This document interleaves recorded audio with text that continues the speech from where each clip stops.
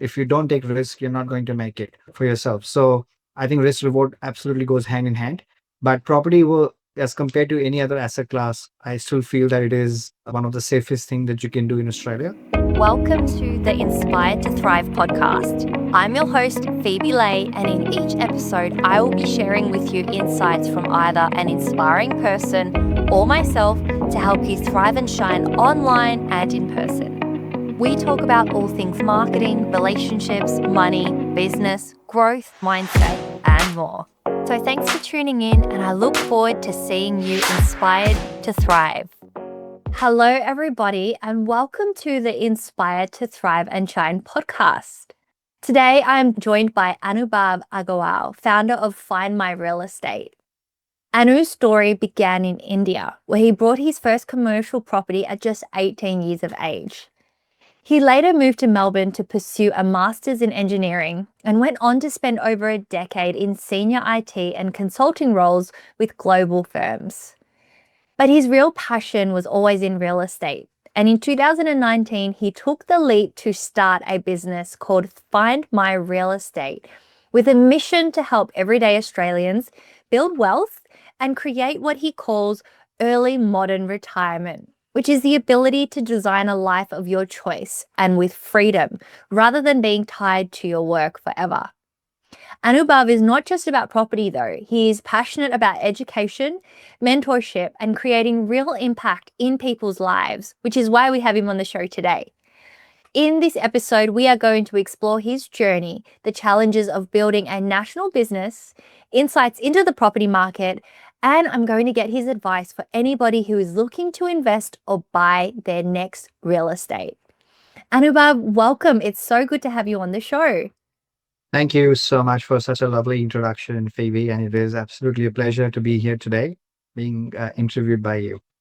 Oh, it's such an honor to have you. I'm really looking forward to diving into this conversation today because I feel there are so many people that are talking about property and how hard it is to get into the market and how tough things are. And there's so much negativity, especially in the media, where they're talking about how difficult it is for people to crack into the property market and all of this info that seems a bit overwhelming for some people or a bit negative and not so hopeful. And I feel like today we're going to have a more of a positive spin and a good touch to this industry. And you're going to give us some advice and some guidance, practical tips, but also just make it a little bit more easy for people to understand as well, for those that aren't yet in the property game. So I wanted to start by finding out what was it that drew you firstly into property and what made you to decide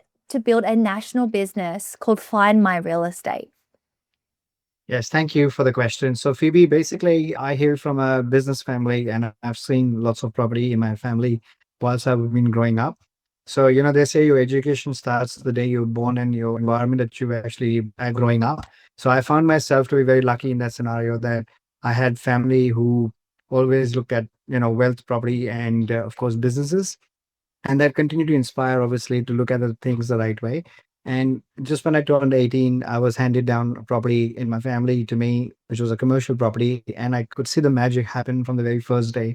Because when you attach yourself and belong yourself to something that is yours, it automatically starts to steer your mind towards that because the feeling of belonging is big, right? And when it starts to make money from the very first day, being a commercial property, it's very real, right? You can't go broke making money. That's how it is, right? And of course, we are in the world which is all AI now driven, and there's so much technology around us, so much media around us. It's very easy to get confused with a lot of these things, right? That wasn't the case 20, 30, 40, 50 years ago, where you're relying on your friends and family. Today, on a touch of a button, you've got everything. In fact, you don't even have to press anything anymore. Your thoughts can be read through Google very well, and you've got the next day you wake up in the morning and you've got things in front of you. So for me, when I was trying to run my journey through this whole space, I found that property is something which, one, I like it because obviously it's the great wealth building vehicle. Second, when I came to Australia in 2003 and I came here to pursue my master's here in engineering, I actually realized that what was big in Australia, apart from obviously a service industry, was property, essentially, right? And I found that a lot of people, as more migrants were coming in the very first decade since I was here from 2003 to about just about, I think, GFC and just so after GFC, we saw a lot of migration in Australia. And everybody wants property. So properties have skyrocketed since then. The prices have gone off the roof. And I saw that as the only possible way to be able to be linked with property. And whilst I was in my career with a global organization, I thoroughly enjoyed that career. I found that I needed something of my own. I don't want to run the rat race. I want something that I'm passionate about, something that I'm not looking at the watch 9 to 5 thing, and something that I can work even maybe 48 hours in a day, but I don't feel tired. So I needed something that I feel and I believe that it's the right thing that I can help someone, because coming from a consulting background, we're all about solution focus. We're all about trying to help people and educate people alongside. And I think that natural charisma to be able to give back to the community that I have, I couldn't have done that other than the business I currently run over the last nearly 7 years now. So for me, the answer was property. I just didn't know what to do within property that I could help others with. I did explore being a real estate agent, but I don't want to get into that position because I couldn't use my skill set the right way. I couldn't stand there and sell property at the highest price point. I'm a solution focused guy, so I wanted something that I can nurture people with and actually guide them and bring them to the position that they can achieve wealth for themselves. So that's how it all sort of started back in 2019 or even 18 for that matter, when my mind was all boggling around which franchises should I take? Should I open a bottle shop? Should I open, maybe a milk shop? It just didn't make sense to me because all of those businesses, great, they make money, but my mojo would be lost, right? I just needed to be in a space where I'm helping people and I can actually give back. So the concept just came around that time. I think with people trying to obviously talk about buyer agency, and then I found a mentor who was also he's now even currently educating a lot of people around how to be a buyer's agent. When I saw that, and I said, okay, this is awesome because if I was to get on this train, I think already have so much knowledge and experience, and I've built so much network through property learnings that I've done throughout these years that I can utilize this as a platform to launch my business, right? And that's exactly what just happened, and we haven't looked back. So I mean, every day if you ask me, touch wood, it was really good that I was lying down lazy on a lazy afternoon just around Christmas time frame in 2018, and I was just browsing my Facebook, and this gentleman popped up and said, why don't you become a buyer's agent? I'm like, what the hell was buyer's agent? And then I just explored a little bit more about it. It was a completely blue ocean, it was just something that it was just waiting for things to happen for me. And touch wood, the opportunity came and we've just grabbed it. So that's how it all started. That's such an amazing story. And I really love the way you see an opportunity and you grab the bull by its horn. I think that not everybody necessarily sees that vision and goes for it and takes it all the way to running a business like you have and creating your own financial freedom. And I really, really love that. I think that's so inspiring and encouraging as well. So it sounds like your family definitely had a contribution as well to play a part in the way you are not only entrepreneurial, but you're also, by the sounds of it, a good investor. And I wanted to talk about investments today because I also come from a family where they educated me around investing and just being wise with my money from a young age. I'm very blessed that culturally that's the way we are. And I wanted to hear, would you consider yourself, firstly, a risk taker, or what kind of an investor would you call yourself, firstly? I think the appetite for taking risk changes as your wealth is being built through, and it all comes down to where you are in your journey. At the beginning, I didn't have much risk appetite to lose any dollar at all, so it's very very tiny. But because of the entrepreneurial mindset and that upbringing, I knew that if you don't take risk, you're not going to make it for yourself. So I think risk reward absolutely goes hand in hand. But property will, as compared to any other asset class, I still feel that it is one of the safest thing that you can do in Australia. And therefore, it was a no-brainer to get into property as one of the investment vehicles and possibly park most of your money and your wealth through property. So that was my choice, although I'm quite diversified into other asset classes as well. Yet property is my central point to everything that I do. So my risk appetite now is extremely high. I could buy property for me in 10 minutes without even looking at it. Wow. That's how I buy properties for myself. And I'll give you a story of this. My house and where my office is, we're about 10 minutes apart, really, to be very honest. So just about 2 years ago, I bought one property only for $315,000 for myself, and that was in Victoria. Now, the agent called me, said it's an off market, and I said, okay, well, give me some more information about it.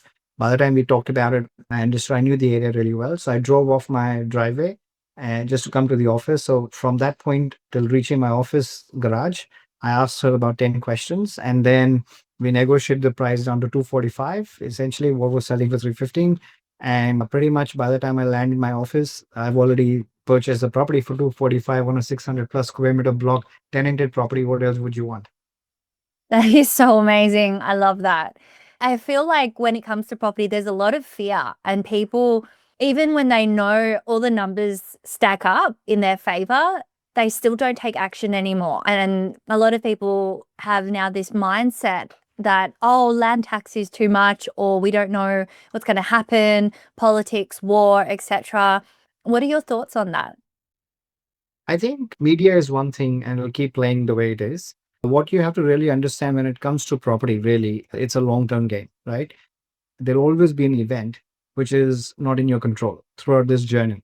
But long term, it pays off anyway if you're in the right area at the right time and buying the right type of property in that area as well. So, therefore, if you've got the fundamentals right of the buying process, essentially the rest of the things will come and go, right? Now, we're talking high land tax right now in Victoria, but that's not the case in other states, for example. So, there's always options in other states because we are national, we buy all over Australia. There's always ways to make money, right? And there's always opportunities lying around. Now, suddenly what's happened is the last 3 years, we've seen properties were skyrocketing in other states, for example, Perth, Adelaide, and Queensland. And people made significant amount of money. Clients have seen 30, 40, 50% growth when Victoria hasn't moved an inch over the last 3 years, right? But now those areas have gone up so much that now suddenly Melbourne seems to feel like it's affordable and rents are good now. So, even though land tax exists even today, which was the case 3 years ago, when you do all your numbers together, if it's for investment purposes, it's still sort of making a lot more sense to invest now back in Victoria.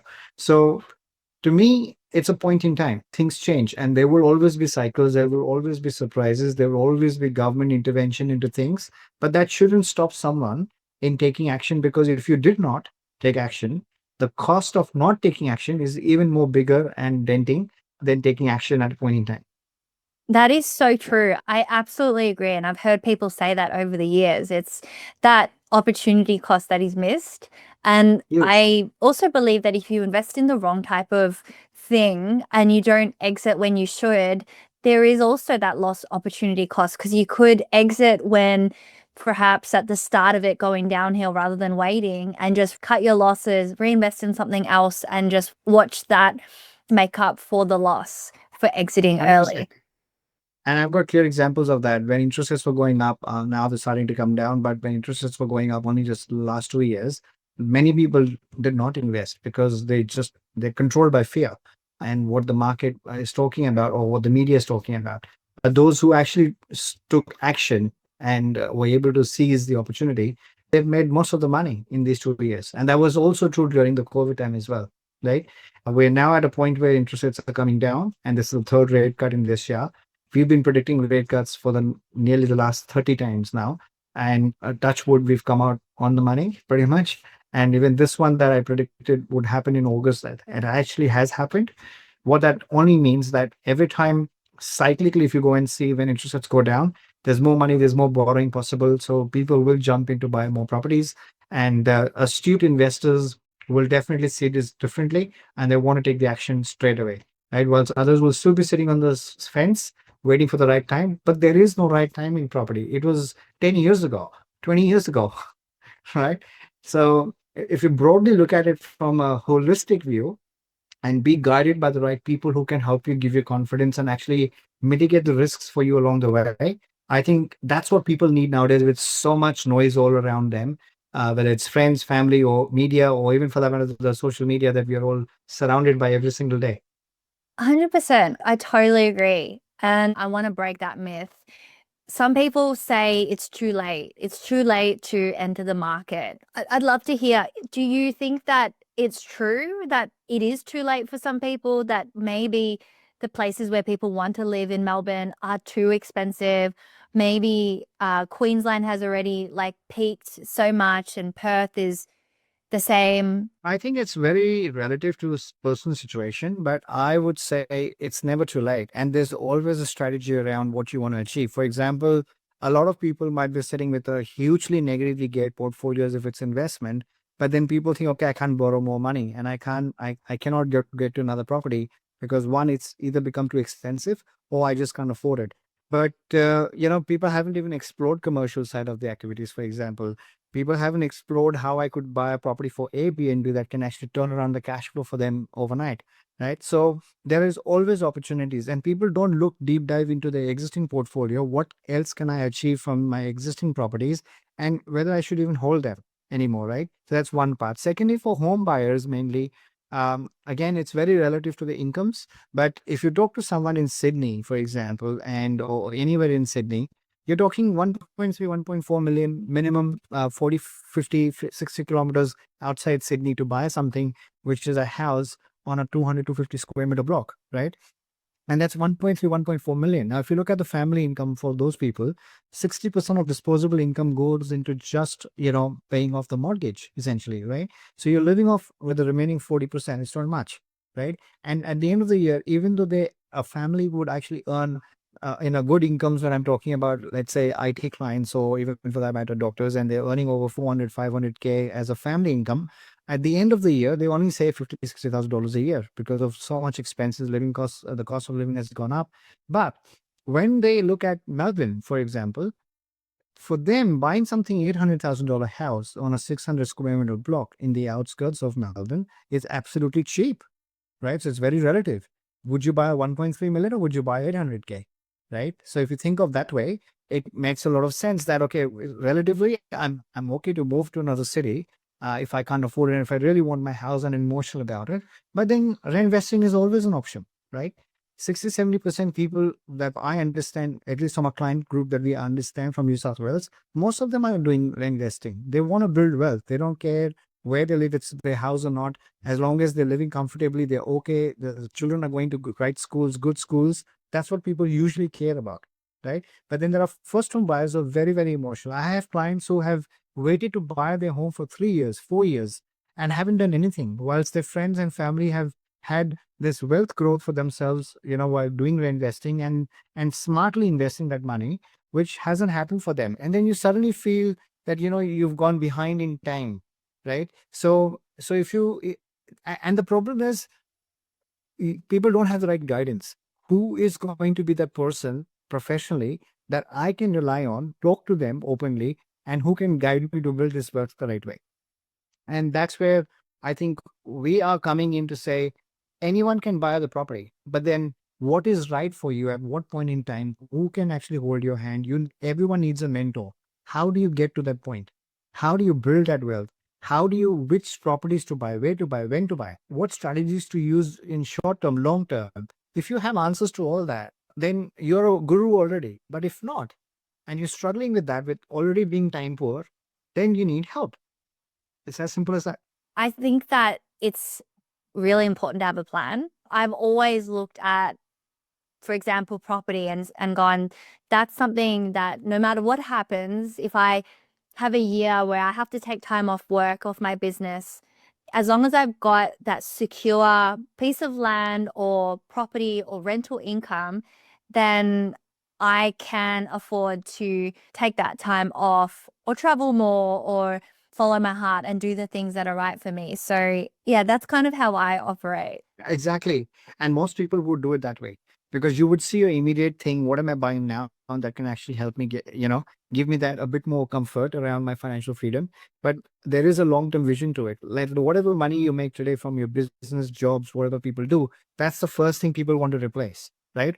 But if people don't have a place of or an option how to replace that, if you don't know how how to actually get there, either through property or other means, then you need help, right? Financial planners exist. You've got accountants, you've got brokers, they do their own job.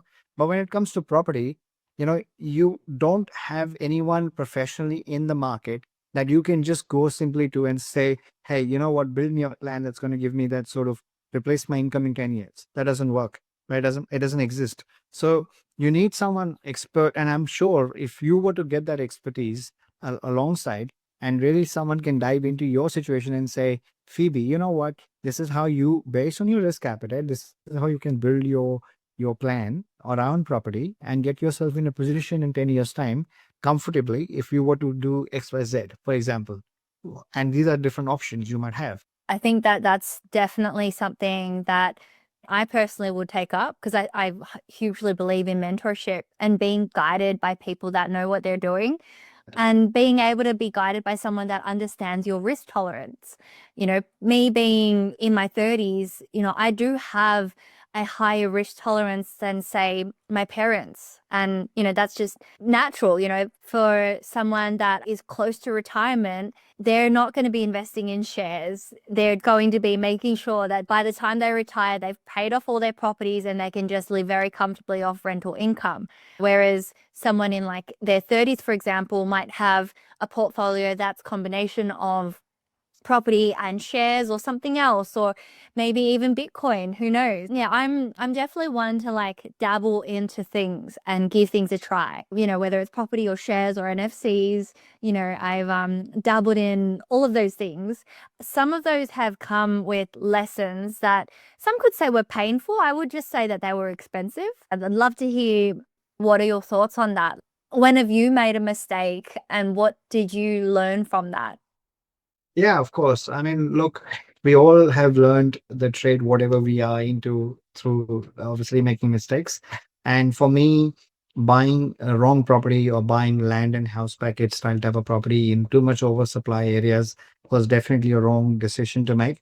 It's very easy to look at a marketing brochures and, you're going to make X money, that's coming, a station will come, that will happen. It gets, those marketeers out there can actually really get you.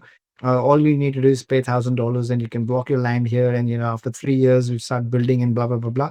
I mean, it's not bad, but what I'm saying is that it's not for everyone. And I found myself that I could actually, if I did my education the right way, I understood properly the right way, I could have fast tracked my journey a lot more better than actually listening to people who are marketeers out there. That was my first mistake when I came in this country, because we all think through the way we think and the way how you've been brought up. So strategies that work in India, for example, where I'm from, to the way the strategies should work in Australia, they're completely different, right? So I made mistakes. I got educated in property the right way. I'm still part of the education company, and that has built a lot of network for us. And therefore, we sit at an expert position now, because now we don't only have education, we've got knowledge, experience. We've helped clients from age group of 18 all the way up to 70. We've done more than 600 clients in short 6.5 years. So we get the idea of what people need, want, and then how to actually maneuver them in the right direction so they can actually build wealth for themselves. That's fantastic. And it must be so fulfilling to see your clients be able to do things that they couldn't do before and be free from that rat race. 100%. I've got someone in my team who actually went and bought a townhouse style of property, did not make money for 5, 6 years. And when I had bought a property for $160,000 back in 2020, a four-bedroom house on a 600 square meter block, and that property has doubled in 4 years, right? Whereas his property that he built land and then built up did not move much. And he sold that property now, just probably broke even at it, but did not make money out of that. And now he's part of my team. So a few of my clients actually joined me in my team as well to help others, because they realize the benefit the property can do for people, and they've seen burning their fingers and hands, and they now know that by actually joining the right team, they can help others and really inspire others to get on the journey the right way. That's amazing. Congratulations to your clients for being able to do that. I'd love to know, like, I want to talk about the first home buyers for a moment and just move to the, maybe it's the Gen Zs or the millennials, the late millennials. And perhaps they have been saving up really hard. They've got that 20%. They have really done a lot of giving up that whole lifestyle that they were used to and sacrificing, most importantly, to be able to crack into that first home. What's the next step for them if they know where they want to buy, or perhaps maybe they don't even know where they want to buy? Let's talk about that. Like, what would be the first step for these first home buyers who are saving up really hard right now? Yeah, I think for the first home buyers, I would say probably get yourself understand what grants are available in your state that you are going to be buying your property in. Understand those grants both at federal and state level, so you actually know how much money you really need apart from the help that's already available. I think government has made it very easy nowadays to be able to get into your first home, especially if it is well priced around 600, $650,000 type properties in Melbourne, for example. Then there's still options for people to get into that. Like you said, 20% saving, it's not easy for everyone to do that. It has taken them maybe years to do that and save money for themselves. But if now you've taken that step, it's all about understanding that. Talk to a broker, talk to a banker who understands your numbers, understand your borrowing capacities. So now you know what your maximum price can be based on the savings you've got, right? That is the first element because unless your finance is sorted, there's no way you can move forward, right? Now, you might have an idea of area you want to live in, but that necessarily doesn't mean that's the right area for you to buy in. So therefore, I think doing your due diligence around the area, what exactly are you looking for your home? For most people, first home buyers, they're trying to get their foot in the door, not necessarily that is their dream home that they first buy, right? So and it doesn't have to be your dream home. So I would say key tips would be is to don't over engineer the whole space, right? Just get yourself into a property which you can call yours, whether it's an investment or for you to live in, because that's more important than actually getting it perfect, right? Second, I would say if you're confused about the type of properties to buy and so forth, there's help available. With buyer agents are new every day. There's new ones cropping up. So go with someone whom you trust with because they can help you guide you through the process. A lot of brokers are also providing that support. So there's help available. Ask for help. Don't try to do it on your own. And third, try not to get emotional too much with property. It can get, when you see brand new properties, sparkling properties, it can get very emotional and you were like, okay, I want to buy that, I want to buy that, and it starts to take you in the wrong direction. Try to be pragmatic. And I think nowadays millennials and even Gen Zs, they're very smart. They're very switched on. I like them. I like their thinking. Some of them have got really good focus. They even know things better than I knew when I was in my 20s, like what I want to achieve and set my goals in the right way because they're super good. I've seen people come up with so much clarity that we never had when I was young, for example, right?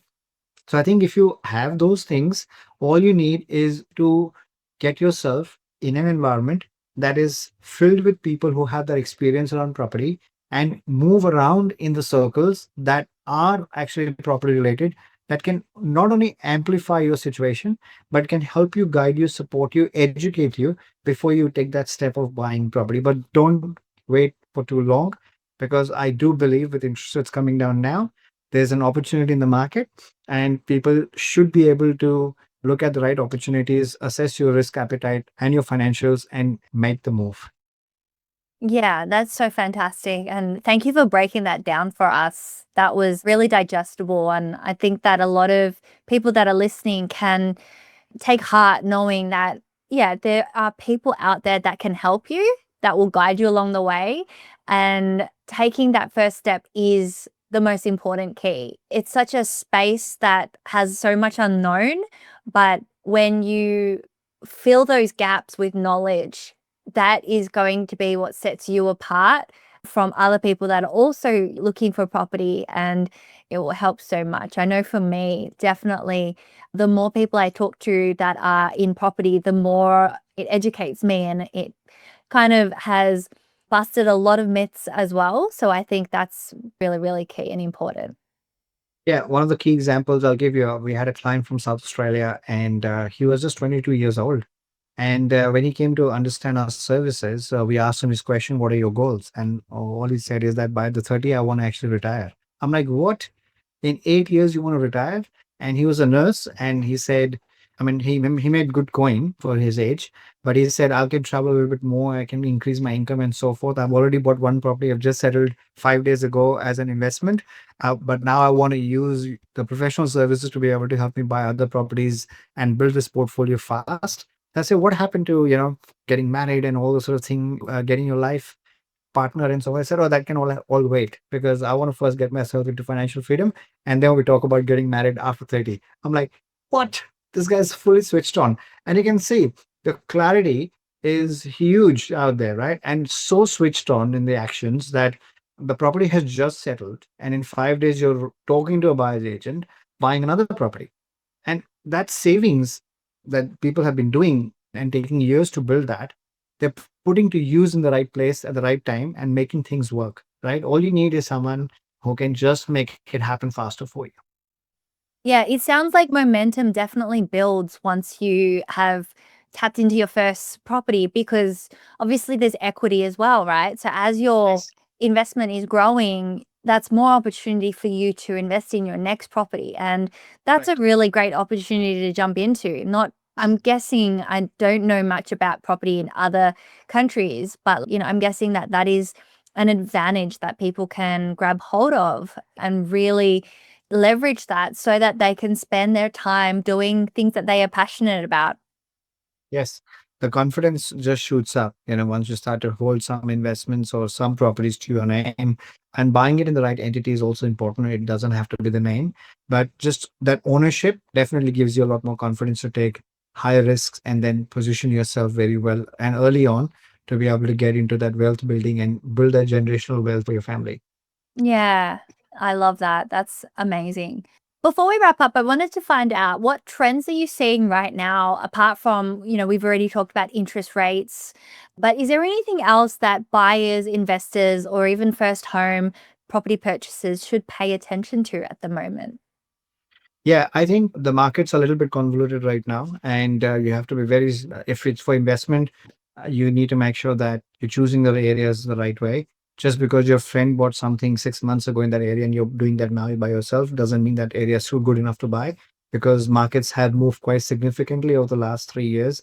And we've been in a very volatile environment over the last 7 years, I would say, since I actually started the business because we've had, COVID and, after COVID and then interests have gone up and they're coming down. So this actually changes a lot of the situation with how properties move and how suburbs move and how things change. So what's happened 6 months ago in a suburb doesn't mean now it's the right time to enter into it.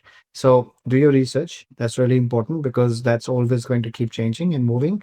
It is a moving part. It's not that what you're thinking is probably right by yourself unless you've got the research backing you up. That's one. For home buyers, there are some good news that we've just sort of heard that the government has now extended their grant options right now at the federal level. So you can now, there's unlimited spots to be able to get into with only 5% deposit. So I think people who have been thinking for a while, whilst there's no LMI to pay, there's no lender's mortgage insurance, you should be able to get onto that 5% deal that's going on. And that basically means that because there's no limit, anyone should be able to eligible. And I don't think there's also income test to that at all. Anyone who can buy a property to a certain level can actually achieve that.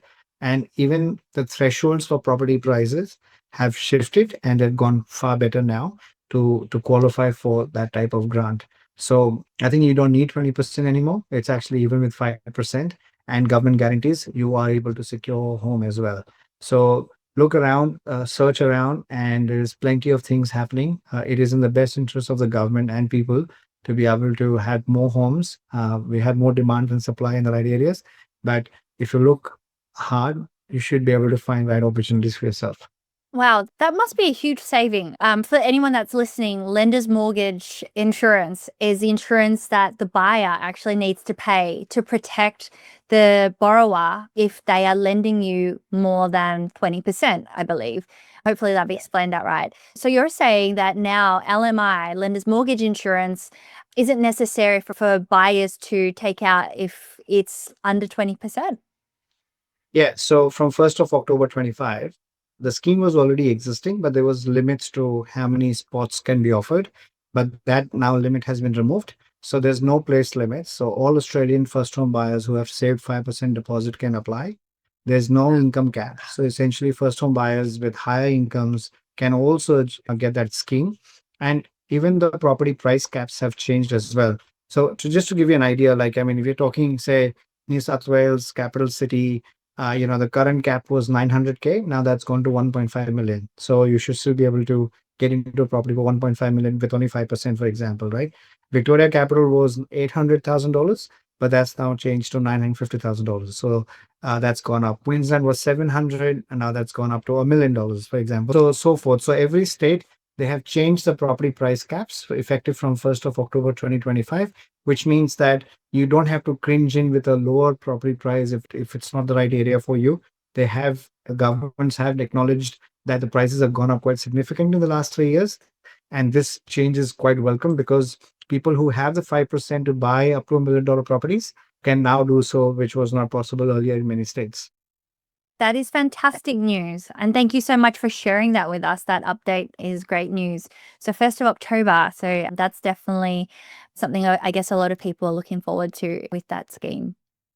Yes, and it's called the Home Guarantee Scheme, and it is available through all 30 participating lenders across Australia. So if you've got the right broker or a banker that you can talk to, I'm sure they'll be able to talk to you about the scheme and help you, get into that position and see how they can secure you and go through the eligibility criteria to make sure that, you're able to get into that position as well.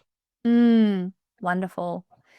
I just want to pivot back to your business and just find out, in terms of your future vision, being in the property industry and being a business owner, where do you see yourself heading in the next 3 to 5 years?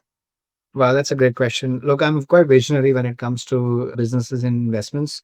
So we're looking at a very aggressive plan at Find My Real Estate of going up to 50 to 100 member team. We're at the moment at 15 people and we want to get to 50 to 100. So we're coming up with something which is going to help not only just investors sort of look at this position or even home buyers to take our services. We want to extend employment to people who are looking for a job or for contracting purposes, or even for that matter, if they want to run their own business, we've got opportunities available for them. So we know lots of people want to become buyer agents right now. And I've seen industry shift over the last 7 years quite significantly. When I started the business, I was struggling to talk to people about that, who I am and what I do.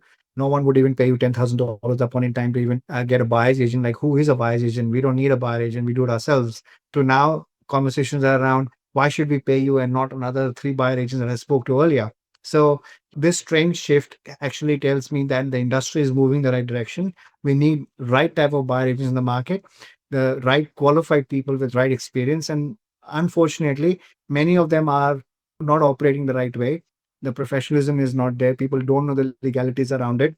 So we are trying to open this up to people who really want that to become a buyer agent as a career. We are offering opportunities for people out there. Not only it's rewarding, but it is very fulfilling to help someone. So whether you want a job, contracting, or even be in a business for yourself, we've got opportunities for people in Find My Real Estate because we've got a vision to carry this nationally and actually involve as many as right people that we can and grow the business. Wow. And I'm guessing that that comes also with training as well, so that you can Of course, train them a up. lot of training support. 100%. Look, there is a licensing requirement. It's the same license as a real estate agent at the moment. So, but there is a compliance to be met. But after that, once you're inside the door, the whole training process, whatever happens, we strengthen you up. We've got recently someone who was running their own buyer agent business for 6 months. Obviously, when you're new face in the industry, it's always difficult to crack the ice. But then when you actually talk to and you be part of a bigger group brand, then your position strengthens automatically. So the new person who joined us, she tried to now, it's been a month for her, and she's seeing a significant difference in what we do and what she was doing. And ultimately, it's also helping her getting through her business and doing things the right way through Find My Real Estate. So I think we have seen this over the last 3 years. We built a lot of people in the business. Some left, they started their own business, but they are at least now confidently working in their own space. So I think we are becoming a platform where we're not only educating the end people or clients, but people who are part of the journey are also getting educated and strengthening their position as buyer agents. And we feel super proud about creating new entrepreneurs in the business. That's amazing. Thank you so much for sharing that opportunity on our show. For anyone that's listening, if working in real estate as whether an agent or a buyer's advocate, or I'm guessing vendor advocate as well, then definitely check out Find My Real Estate and connect with Anubhav as well. He's a CEO and he's someone that is obviously very passionate about not just property, but people and helping others to succeed. Absolutely. Beautiful. Anu, I'd love to wrap this up with one question, which is if you could leave the listeners with one piece of advice or wisdom, whether it's about business or property or mindset, what would it be? Get educated, stop listening to media, and make the right decisions. Yes, love it. Thank you so much, Anubhav. It's been so lovely to speak with you today and to discuss all things property and a bit of business and mindset as well. I've learned a lot from this conversation, and I'm really looking forward to hearing what the listeners have to say. And for those that are listening, if you enjoyed this show, if you gained value, make sure to leave a comment. Make sure to share this with your friends and your family and anyone that is looking into buying their next real estate. And don't forget as well to reach out to Anubhav, whether it's on LinkedIn or other social media platforms. I will link them all in the show notes. And Anubhav, I look forward to having you on the show again. And thank you so much for your time and your wisdom today. Thank you, Phoebe. Thank you so much for having me here. It was lovely to chat with you and share my wisdom with few more people that are listening to this today. And if I can inspire 10 more people in the next 5 days, I think I meet my aspiration to keep doing this, what I do every day. Love it. Thank you so much. It's been so great to have you on. Likewise. Thank you. Take care. So thanks for tuning in, and I look forward to seeing you inspired to thrive.